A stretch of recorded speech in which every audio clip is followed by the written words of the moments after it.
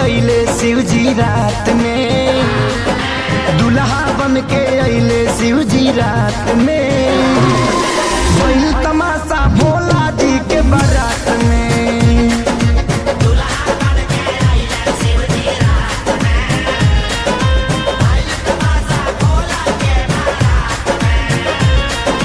हाडा बिरहनी गोजर बिच्छू साथ में, हाडा बिरहनी गोजर बिच्छू साथ में।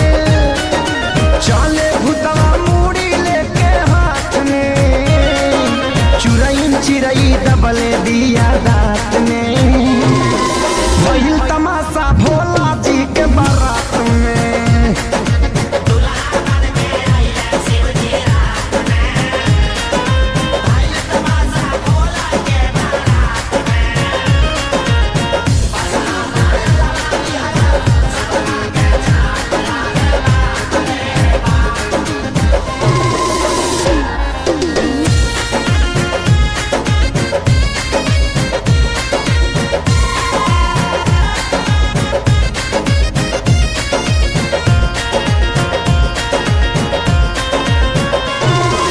परिचय खातिर भोला जी के सासु अइली हो, देखते रूप भयंकर बेहोश भइली हो।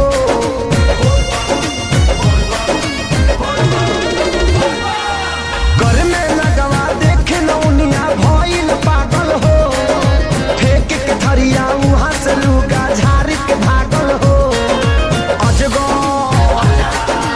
अजगर ओकरा फसल बदहिना लात में। भइल तमाशा भोला जी के बारात में।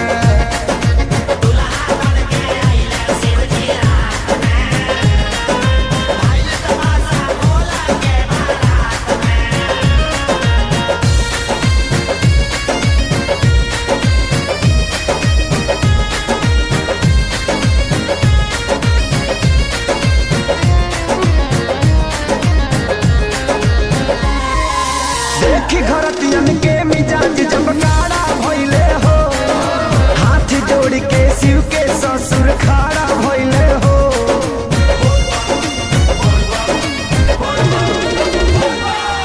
मिलल ई परमान आजाद से आमद हाथी के, प्यारे लाल पहले सेवा भइल बराती के। खेसारी धनंजय आशीष रहेले साथ में। भइल तमाशा भोला जी के बारात में।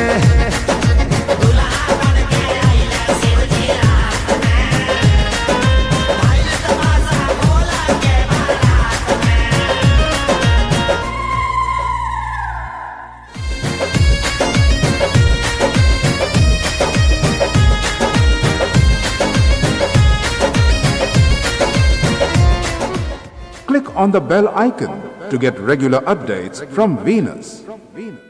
For more entertainment, log on and subscribe to www.youtube.com/VenusBhojpuri.